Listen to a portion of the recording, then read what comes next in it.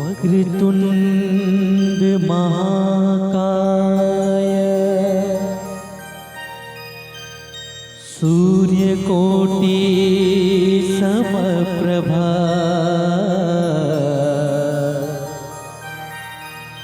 निर्विघ्नं कुरु मे देव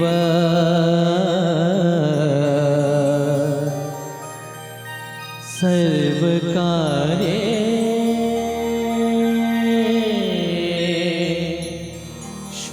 सर्वदा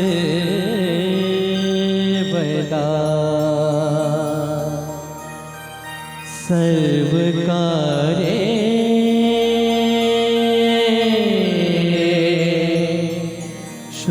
सर्वदा।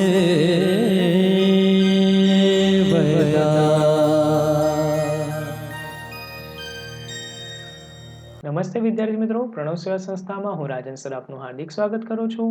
વિદ્યાર્થી મિત્રો, આજે આપણે ધોરણ 8 વિષય ગણિત પ્રકરણ 7 ઘન અને ઘનમૂળનો અભ્યાસ કરવાનો છે. વિદ્યાર્થી મિત્રો, પહેલા આપણે કેટલીક સમજૂતી જોઈ લઈએ અને ત્યારબાદ આપણે સ્વાધ્યાયનો અભ્યાસ કરીશું. સમજૂતી અહીંયા આપી છે વિદ્યાર્થી મિત્રો કે ઘન, તો ઘન કોને કહેવાય?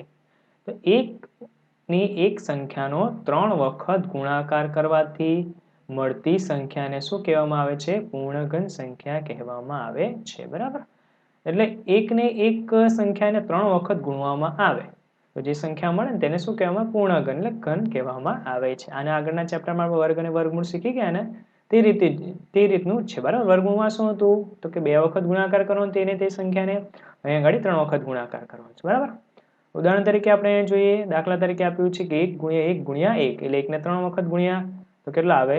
1 જવાબ. પછી 2 લીધા તો 2 ગુણ્યા 2 ગુણ્યા 2 તો કેટલો આવ્યો? 8. એટલે 2 નો ઘન કેટલો થયો કહેવાય? 8 થયો કહેવાય. પછી 3 ગુણ્યા 3 ગુણ્યા 3 બરાબર તો કેટલા આવે છે? 27. એટલે શું કહેવાશે? 3 નો ઘન કહેવાશે. 1 8 27 એ બધી શું છે? પૂર્ણઘન સંખ્યાઓ છે. જોઈએ ને આપણે, આ 1 છે, 8 છે અને 27 એ બધી કેવી છે? પૂર્ણઘન સંખ્યાઓ છે. પૂર્ણઘન સંખ્યાઓ કેવી છે? અસંખ્ય છે. બરાબર, પૂર્ણઘન સંખ્યાઓ કેવી છે? અસંખ્ય છે. ત્યાર પછી છે ઘનમૂળ, એટલે આપેલી સંખ્યા જે સંખ્યાનો ઘન છે તે સંખ્યાને આપેલી સંખ્યાનું ઘનમૂળ કહેવાય. બરાબર, એટલે આપેલી સંખ્યા જે સંખ્યાનો ઘન છે ને તે સંખ્યાને શું કહેવાશે? તો કે જે આપેલી સંખ્યા છે તેનું ઘનમૂળ કહેવાશે. અને ઘનમૂળને સંકેતમાં આ રીતે લખવામાં આવે છે, જે આપણે વર્ગમૂળ લખતા હતા અને તેવી રીતે પણ ઉપર શું લખવાનું? અહીંયા આગળ 3 લખવાનું. બરાબર, એટલે શું કહેવાશે? ઘનમૂળ. તો જો અહીંયા આગળ આપણે 8 નો ઘન જોયો તો 2 નો ઘન જોયો તો કેટલો હતો? 8. તો જો 8 નું ઘનમૂળ કેટલા થશે? 2. બરાબર, ઊંધું સીધું. પછી 27 નું ઘનમૂળ કેટલું થશે? 3 થશે. આપણે 3 નો ઘન ઉપર જોઈ ગયા ને, કેટલા થતા હતા? 3 તાલી 9 તાલી 27. બરાબર, એટલે 3 નો ઘન થાય 27 અને 27 નું ઘનમૂળ થાય 3.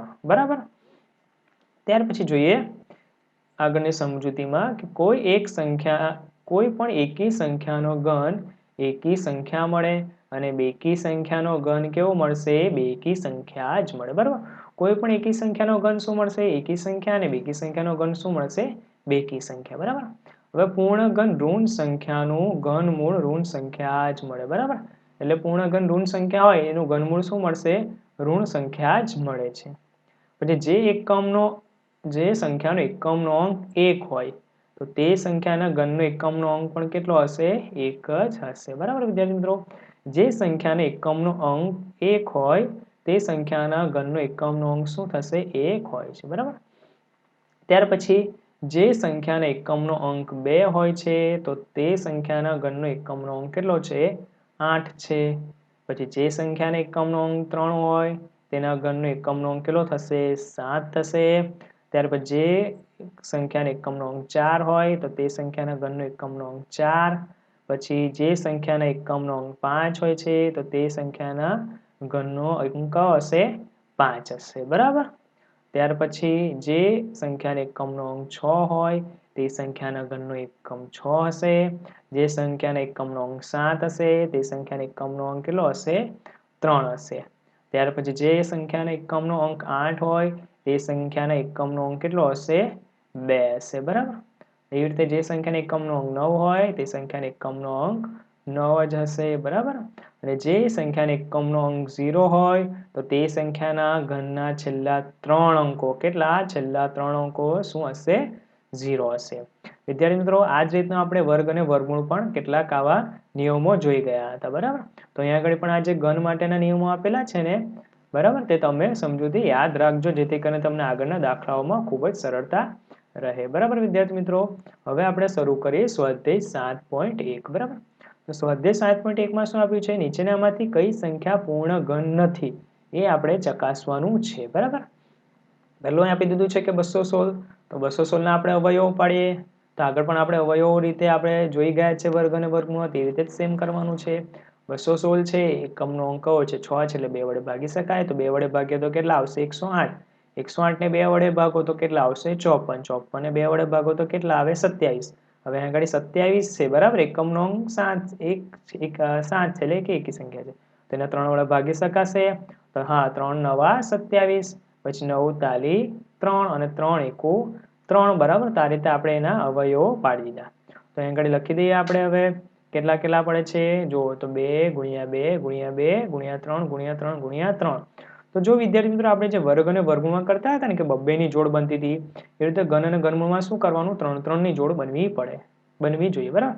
તો જો આ 2 ની જોડ બની 3 3 ની, અને 3 ની 3 3 ની જોડ બની, બરાબર. એટલે શું થાય છે? 216 ના અવિભાજ્ય અવયવોની 3 3 ની જોડ બને છે, કોઈ અવયવ બાકી રહેતો નથી. એટલા માટે શું કહેવાશે? 216 એ પૂર્ણ ઘન સંખ્યા કહેવાશે. અને એને આવી રીતે લખી શકાય કે 216 બરાબર 2 નો 3 ઘાત એટલે ઘન, અને 3 ની 3 ઘાત એટલે કે 3 ની ઘન, બરાબર. આ રીતે આપણે લખી શકીએ. ત્યાર પછી છે 218 આપેલા છે, બરાબર. તો 218 ના અવયવ પાડે. જો એકમનો અંક 8 છે, બેકી સંખ્યા છે, એટલે 2 વડે ભાગી શકાય. 128 ને 2 વડે ભાગે તો 64, 64 ને 2 વડે ભાગે તો 32, 32 ને 2 વડે ભાગો તો 16, 16 ને 2 વડે ભાગો તો 8, 8 ને 2 વડે ભાગો તો 4, 4 ને 2 વડે ભાગો તો 2, અને 2 ને 2 વડે ભાગો તો 1 આવે, બરાબર. એટલે આ બધા આપણે શું મળ્યા? અવયવો મળ્યા. કયા કયા અવયવ કેટલા મળે છે? જો આ 2 ગુણ્યા 2 ગુણ્યા 2 ગુણ્યા 2 ગુણ્યા 2 ગુણ્યા 2. હવે આપણે જોઈએ કે 3 3 ની જોડ બને છે કે નહીં. જો 3 3 ની જોડ બનશે તો પૂર્ણ ઘન કહેવાશે, નહીં બને તો કહેવાશે નહીં. તો જો પહેલા 2 ની જોઈ લઈએ તો હા, 2 થયા. ત્યાર પછી જો આ 2 ની બીજી બી 3 ની જોડ બની, અને આની જોડ બનતી નથી, બરાબર. એટલા માટે 3 3 ની જોડ બનતી નથી. કોને? 128 ના અવિભાજ્ય અવયવો પાડીએ છીએ ત્યારે શું થાય છે? જોડ બનાવતા 3 3 ની જોડમાં તો 2 બાકી રહી જાય છે. એટલા માટે 128 એ પૂર્ણ ઘન સંખ્યા નથી, બરાબર. ત્યાર પછી છે ત્રીજું, કેટલા આપ્યા છે? 1000 આપ્યા છે, બરાબર. તો 1000 જો બેકી સંખ્યા છે ને 2 વડે ભાગી શકાય. તો 1000 ભાગ્યા 2 એટલે 500, 500 ભાગ્યા 2 એટલે 250, 250 ભાગ્યા 2 એટલે 125. હવે 125 એને શાના વડે ભાગીશું? 5 વડે ભગાશે. 125 ભાગ્યા 5 એટલે 25, 25 ભાગ્યા 5 એટલે 5, અને 5 એકુ 5 થશે. તો એના જે અવયવ મળ્યા છે ને તે આપણે લખી દઈએ પહેલા, પછી એની 3 3 ની જોડ બને છે કે નહીં એ જોઈ લઈએ, બરાબર. તો જો અહીંયા આગળ આ રીતે લખી દીધા છે અવિભાજ્ય હોય તો 3 3 ની જોડ બને છે, તો કે હા, 2 ની 3 જોડ બની ગઈ, અને 5 ની પણ 3 જોડી બની ગઈ. એટલે 1000 ના અવયવોની, અવિભાજ્ય અવયવોની 3 3 ની જોડ બને છે, કોઈ અવયવ બાકી રહેતો નથી. એટલે 1000 શું કહેવાશે? પૂર્ણ ઘન સંખ્યા કહેવાશે. તેને આ રીતે લખી શકાય કે 1000 2 ની કેટલી 3 જોડ બની જાય છે, એટલે 2 ની 3 ઘાત, 2 નો ઘન, અને 5 ની 3 ઘાત એટલે 5 નો ઘન, બરાબર. એટલે 1000 એ શું છે? પૂર્ણ ઘન સંખ્યા છે. ત્યાર પછી કેટલા આપ્યા છે? 100. તો 100 ને 2 વડે ભાગી શકાય. તો કે હા, એટલે 100 ભાગ્યા 2 કરો તો 50, 50 ભાગ્યા 2 કરો તો 25, 25 ના 5 વડે તો 5 5 25, ને 5 એકુ 5. તો અહીંયા આગળ આપણે અવયવ લખી દીધા. જો 2 ની જોડ બને છે, 3 3 ની જોડ બનતી નથી, બરાબર. એટલે એક પણ ત્રિપુટી બનતી નથી. એટલે 100 એ પૂર્ણ ઘન સંખ્યા નથી, બરાબર વિદ્યાર્થી મિત્રો. હવે ત્યાર પછી આગળનો જોઈએ આપણે કેટલા આપ્યા છે? 46656 આપ્યા છે, બરાબર. તો 46656 છે, તેને 2 વડે ભાગી શકાય. તો કે હા, એકમનો અંક બેકી સંખ્યા છે એટલે ભાગી શકીશું. 46656 ભાગ્યા 2 કરો તો 23328, ભાગ્યા 2 કરો તો 11664, એના ભાગ્યા 2 કરીશું તો 5832, એના ભાગ્યા 2 કરીશું 2916, એના ભાગ્યા 2 કરીશું 1458, બરાબર. હવે શું થશે વિદ્યાર્થી? 1458 2 વડે ભાગીશું કેટલા આવશે? 729.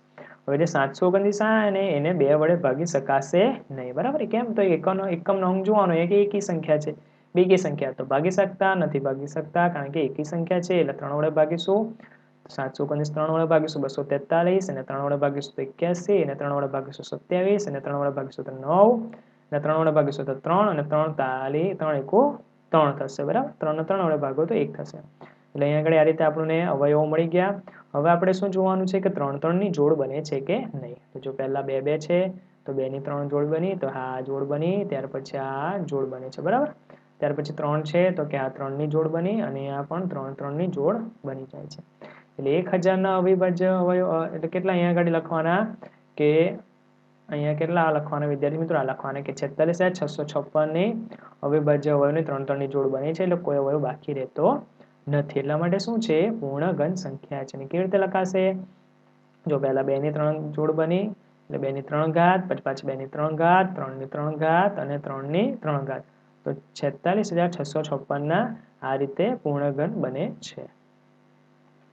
પછી દાખલા નંબર 2 છે કે એવી નાનામાં નાની સંખ્યા શોધો કે જેથી તેને નીચે આપેલી સંખ્યા સાથે ગુણવાથી મળતી સંખ્યા શું બને પૂર્ણઘન હોય બરાબર તો જો અહીંયા આગળ કેટલા આપેલા છે 243 આપી દીધા છે બરાબર તો 243 છે તો અહીંયા આગળ એકમનો અંક છે 3 છે તો અવિભાજ્ય અવયવ પાડીએ તો 3 વડે એને ભાગી શકીશું 243 ભાગ્યા 3 કરીએ તો 81 થશે એના ભાગ્યા 3 કરીએ તો 27 એના ભાગ્યા 3 કરીએ તો 9 ભાગ્યા 3 કરીએ તો 3 અને ભાગ્યા 3 કરીશું તો 1 થશે બરાબર એટલે આ રીતે આપણને અહીંયા આગળ અવયવો મળી જાય છે તો આપણે લખી દઈએ 3 3 ની જોડ બને છે પહેલા ચેક કરી લઈએ ને તો જો આ 3 3 ની 3 જોડ બની બરાબર પછી અહીંયા આગળ જો 3 ની જોડ બનતી નથી એક બાકી રહી જાય છે બરાબર 3 એટલે 3 3 ની જોડ બનાવતા 3 ગુણ્યા 3 બાકી રહે છે એટલે 3 એક બાકી રહે છે એટલે 243 એ પૂર્ણઘન સંખ્યા બનતી નથી ને પૂર્ણઘન સંખ્યા બનાવીએ તો શું કરે 243 ના 3 વડે ને જે અવયવ મળ્યા છે તેને પણ 3 વડે આપણે ગુણવા પડે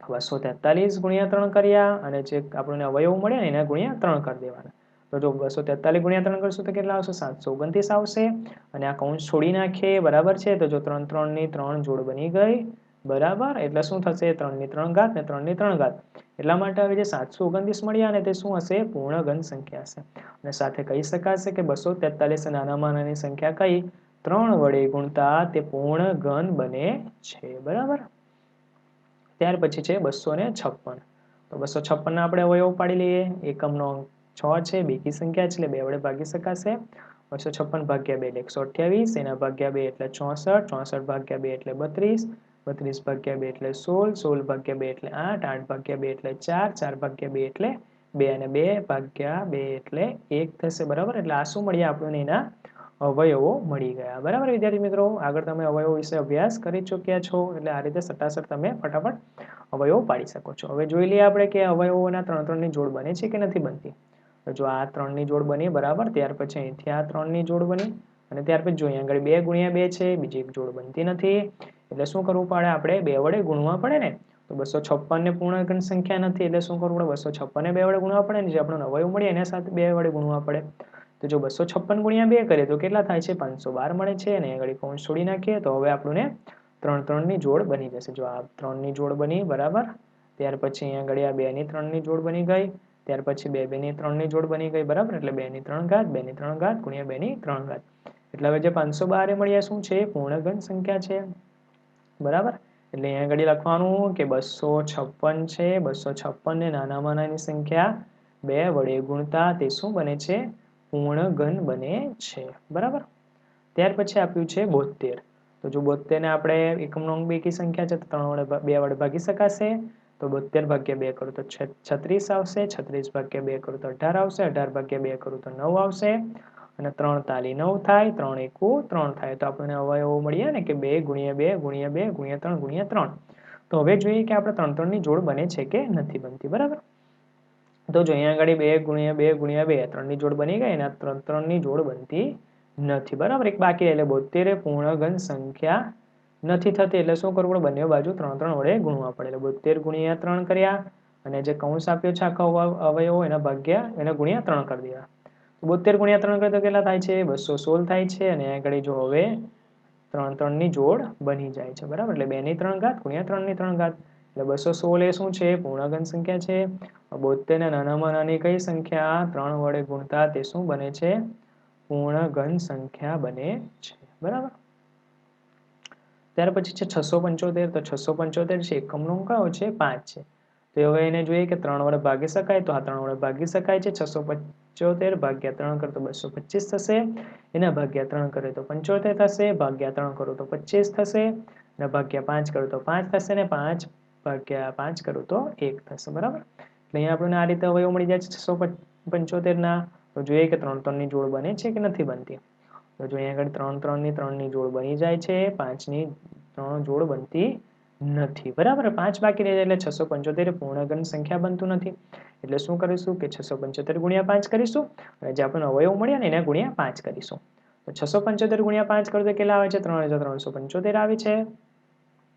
બરાબર છે, અને અહીંયા આગળ શું થાય છે કે 3 ગુણ્યા 3 ગુણ્યા 3 ગુણ્યા 3 આની એક જોડ બની જાય છે, અને બીજું શું થાય છે અહીંયા આગળ 5 5 ની જોડ બની જાય છે. બરાબર, હવે જો એટલે શું કે 3 ની 3 ઘાત કહેવાશે અને 5 ની 3 ઘાત કહેવાશે. એટલે હવે જે 3375 મળ્યા ને એ શું છે? પૂર્ણઘન સંખ્યા છે. માટે કહી શકાય કે 675 ના નાનામાં નાની સંખ્યા કઈ? 5 વડે ગુણીએ છે તો શું બને છે? પૂર્ણઘન સંખ્યા બને છે. ત્યાર પછી 100 આપ્યા છે, તો 100 ને આપણે 2 વડે ભાગી શકીએ. તો હા, કેટલા થાય? 50. 50 ભાગ્યા 2 કરે તો 25. 25 ભાગ્યા હવે 5 કરવા પડે તો 5 આવે. 5 ભાગ્યા 5 તો 1 આવે છે. એટલે 100 ના આપણને જે અવયવો મળ્યા ને તે લખી દઈએ આપણે. હવે કેટલા મળે છે? 2 ગુણ્યા 2 ગુણ્યા 5 ગુણ્યા 5. એટલે 3 3 ની જોડ જો બનતી જ નથી. બરાબર, 2 ની પણ નથી બનતી કે 5 ની પણ નથી બનતી. એટલા માટે 100 એ પૂર્ણઘન સંખ્યા નથી. તો આપણે 3 3 ની જોડ બનાવવા શું કરવું પડે? 100 સાથે 2 ગુણ્યા 5 કરવા પડે, અને જે કૌંસ આપેલો એના સાથે પણ ગુણાકાર કરવો પડે 2 ગુણ્યા 5 નો. તો જો અહીંયા આગળ 100 ગુણ્યા 2 ગુણ્યા 5 કરીએ તો કેટલા આવે છે? 1000 આવે છે. અને હવે કૌંસ છોડીએ તો જો 3 3 ની જોડ બની જાય છે. બરાબર, એટલે 2 ની 3 ઘાત અને 5 ની 3 ઘાત. એટલે હવે 1000 છે શું થાય છે? પૂર્ણઘન સંખ્યા બની જાય છે. એટલે વિદ્યાર્થી મિત્રો અહીંયા એવું લખી શકાય કે 100 ને નાનામાં નાની એવી કઈ સંખ્યા? 2 ગુણ્યા 5. એટલે 2 પંચા કેટલા થયા? 10 થયા. તો 10 વડે ગુણ્યતા તે શું બને છે? પૂર્ણઘન સંખ્યા બને છે. ત્યાર પછી છે દાખલા નંબર 3, કે એવી નાનામાં નાની સંખ્યા શોધો કે જેથી નીચે આપેલ સંખ્યાને ભાગવાથી સંખ્યા પૂર્ણઘન બને. આગળના દાખલામાં આપણે જોયું ને વિદ્યાર્થી મિત્રો કે ગુણવાથી બનતી હતી. બરાબર, હવે અહીંયા શું શોધવાનું છે આપણે? કે ભાગવાથી. બરાબર, તો જો અહીંયા આગળ 81 આપેલા છે તો 81 ને 3 વડે ભાગી શકાય. તો કે આ 3 વડે ભાગી શકીશું. 81 ભાગ્યા 3 કરીએ તો 27 થાય. 27 ભાગ્યા 3 કરીએ તો 9 થાય. 9 ભાગ્યા 3 કરીએ તો 3 થાય. 3 ભાગ્યા 1 કરું તો 1 થશે. બરાબર, એટલે હવે 81 ને આપણે હવે એવું લખી દઈએ કે 3 ગુણ્યા 3 ગુણ્યા 3 ગુણ્યા 3. બરાબર, તો જો અહીંયા આગળ 3 3 ની જોડ બને છે. જોઈ લઈએ આપણે કે જો 3 ની 3 જોડ બની જાય છે, પણ આ 3 એકલો અહીંયા બાકી રહી જાય છે. એટલે શું કરવું પડે? હવે આપણે આગળના દાખલામાં ગુણતા હતા ને, અહીંયા આગળ શું કરવાનું? હોય આપણે ભાગવા પડે. બરાબર, એટલા માટે શું કરશું? 81 પૂર્ણઘન સંખ્યા નથી, એટલે 81 ને 3 વડે ભાગવું, ને જે કૌંસ મળ્યો છે તેને પણ 3 વડે ભાગવું. તો જો કૌંસને 3 વડે ભાગવું તો આ 3 ઉડી જાય અને આ 3 ગયા. બરાબર, બંને. એટલે હવે 3 ની 3 જોડ બની ગઈ. એટલે 27 બરાબર 81 ને 3 વડે ભાગ એટલે કેટલા થઈ ગયા? 27 બરાબર 3 ગુણ્યા 3 ગુણ્યા 3 એટલે 3 ની 3 ઘાત. એટલે 27 એ શું છે? પૂર્ણઘન સંખ્યા છે. એટલે 81 ને નાનામાં નાની સંખ્યા કઈ? 3 વડે જો ભાગવામાં આવે તો શું થાય છે? તે પૂર્ણઘન બને છે. અહીંયા શું લખવાનું વિદ્યાર્થી મિત્રો? ભાગવાથી. બરાબર, ત્યાર પછીનો દાખલો છે કે 128. બરાબર, તો 128 ના આપણે અવયવ પાડીએ. 128 બેકી સંખ્યા છે. એકમનો અંક 8 છે. તમને આગળ પણ શીખવાડી દીધો છે કે જે સંખ્યાને એકમનો અંક 0 2 4 6 8 હોય તેને 2 વડે ભાગી શકીએ. તો 2 વડે ભાગીએ. 128 ભાગ્યા 2 કરતો 64. 64 ભાગ્યા 2 કરતો 32. 32 ભાગ્યા 2 કરતો 16. 16 ભાગ્યા 2 કરતો 8. 8 ભાગ્યા 2 કરતો 4. 4 ભાગ્યા 2 કરતો 2. અને 2 ભાગ્યા 2 કરતો 1. તો આ રીતે આપણે અહીંયા આગળ અવિભાજ્ય અવયવ મળી ગયા 128 ના. હવે આપણે જોઈએ કે બેની જોડ બને છે કે નથી બનતી. બરાબર, તો જો અહીંયા આગળ કેટલા છે? 2 ગુણ્યા 2 ગુણ્યા 2 છે. બરાબર, ત્યાર પછી અહીંયા આગળ પણ આ જોડ બને છે, પણ જો આ 2 બાકી રહી જાય છે, આની જોડ બનતી નથી. બરાબર, એટલા માટે શું 128 પૂર્ણઘન સંખ્યા નથી. એટલે 128 ને 2 વડે ભાગવા પડે, ને જે આપણે અવયવ મળ્યા છે ને એને 2 વડે ભાગવા પડે. તો જો 2 વડે ભાગીશું તો આ 2 ગયા અને અહીંથી આ 2 ગયા. બરાબર, તો હવે શું મળશે? 128 ભાગ્યા 2 કરતો 64. અને જો અહીંયા આગળ હવે 2 2 ની જોડ 3 3 ની જોડ બની જાય છે ને. બરાબર, એટલે 2 ની 3 ઘાત ગુણ્યા 2 ની 3 ઘાત એટલે 64 એ શું છે? પૂર્ણઘન સંખ્યા છે. માટે 128 ને નાનામાં નાની સંખ્યા કઈ? 2 વડે ભાગતા તે શું થાય છે? પૂર્ણ ઘન સંખ્યા બને છે. બરાબર. ત્યાર પછી આપ્યું છે 135. તો 135 છે એને 3 વડે ભાગી શકાય? તો કે હા. 135 ને 3 વડે ભાગ્યો તો 45 થાય. 45 ને 3 વડે ભાગો તો 15. 15 ને 3 વડે ભાગો તો 5. 5 ને 5 વડે ભાગો તો 1 થશે. તો જો અહીંયા આગળ અવિભાજ્ય અવયવમાં શું 3ની જોડ બને છે, પણ 5 એકલો રહી જાય છે, એની જોડ બનતી નથી. બરાબર. એટલા માટે શું કરવું પડે વિદ્યાર્થી મિત્રો? ભાગવાના છે ને, એટલે આપણે 135 ને 5 વડે ભાગવા પડે ને, જે અવયવો મળ્યા છે તેને પણ 5 વડે ભાગવા પડે. તો જો 135 ભાગ્યા 5 કર્યા છે મેં, આખો કૌંસ ભાગ્યા 5 કરે છે, તો 5 ગયા, અહીંથી પણ 5 ગયા. બરાબર. એટલે 135 ભાગ્યા 5 કરું તો 27 આવશે. અને આ જો 3 3 ની 3 જોડ બની ગઈ, એટલે 3 ની 3 ઘાત, એટલે 27 એ પૂર્ણ ઘન સંખ્યા છે. એટલે 135 ને નાનામાં નાની સંખ્યા કઈ? 5 વડે ભાગતા. અહીંયા શું લખશો વિદ્યાર્થી મિત્રો? ભાગતા તે પૂર્ણ ઘન સંખ્યા બને છે. બરાબર. ત્યાર પછી આપ્યા છે 192. 192 જો એકમ નંગ બેકી સંખ્યા છે. બરાબર. 2 છે એટલે 2 વડે ભાગી શકાય. 192 ભાગ્યા 2 એટલે કેટલા? 96. 96 ભાગ્યા 2 એટલે કેટલા? 48. 48 ભાગ્યા 2 એટલે 24. 24 ભાગ્યા 2 એટલે 12. 12 ભાગ્યા 2 એટલે 6. અને 6 ભાગ્યા 2 એટલે 3 થાય. ને 3 એકુ 3 થશે. બરાબર. તો આ રીતે આપણને અહીંયા ગાડી અવિભાજ્ય અવયવ મળી જશે. અમે તમે અવિભાજ્ય અવયવ જોઈને જ કહી દેશો કે અહીંયા ગાડી 3ની જોડ બનતી નથી. બરાબર. જો આ 2ની જોડ બની જાય છે, પણ 3 શું થાય છે? એકલો બાકી રહી જાય છે, એની જોડ બનતી નથી. બરાબર. એટલા માટે શું 192 પૂર્ણ ઘન સંખ્યા નથી બનતી, એટલે 192 ને 3 વડે ભાગવા પડે ને જે અવયવો મળ્યા આપણને તેના 3 વડે ભાગવા પડે. તો ભાગતા શું થાય છે? આ 3 3 ઉડી જાય છે. બરાબર. હવે 64 થાય 192 ભાગ્યા 3 કરવું, તો જો આ 2ની જોડ બની જાય છે. બરાબર. એટલે 2 ની 3 ઘાત અને 2 ની 3 ઘાત. 64 એ શું છે? પૂર્ણ ઘન સંખ્યા છે. આમ 192 ને નાનામાં નાની સંખ્યા કઈ? 3 વડે ભાગવાથી તે શું થાય છે? પૂર્ણ ઘન સંખ્યા બને છે. બરાબર.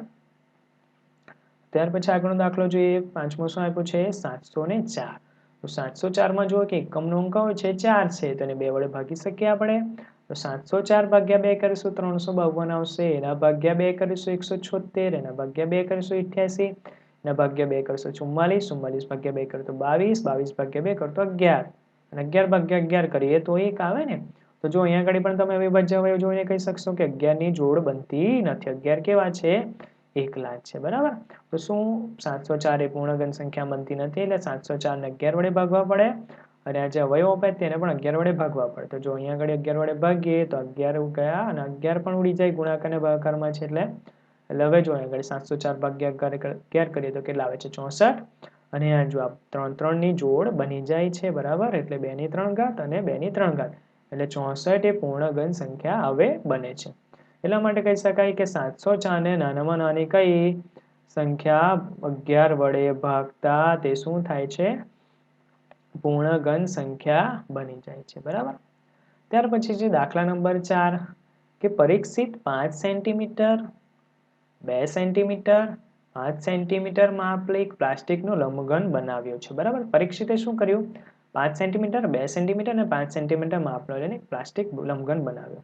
તો આવા કેટલા લંબઘન સાથે રાખવાથી મળતો ઘન ને પૂર્ણ ઘન હોય છે? બરાબર. તો દાખલો જોઈએ. આપણે શું આપ્યું છે કે પરીક્ષિતે શું કર્યું છે? એક પ્લાસ્ટિકનો લંબઘન બનાવ્યો છે. હવે લંબઘનની બાજુની લંબાઈ કેટલી આપેલી છે? 5 સેન્ટીમીટર, પહોળાઈ 5 સેન્ટીમીટર, 2 સેન્ટીમીટર અને ઊંચાઈ કેટલી આપેલી છે? 5 સેન્ટીમીટર.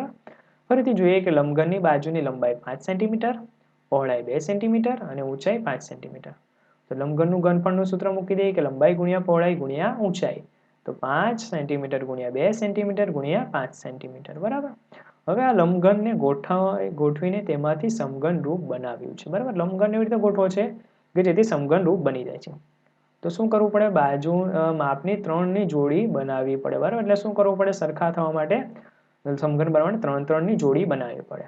સમઘનની જરૂરી ઘનફળ શું થશે? તો કે આપણે પહેલા જોયું ઘનફળ કે 2 સેન્ટીમીટર ગુણ્યા 2, 5 સેન્ટીમીટર ગુણ્યા 2 સેન્ટીમીટર ગુણ્યા 5 સેન્ટીમીટર.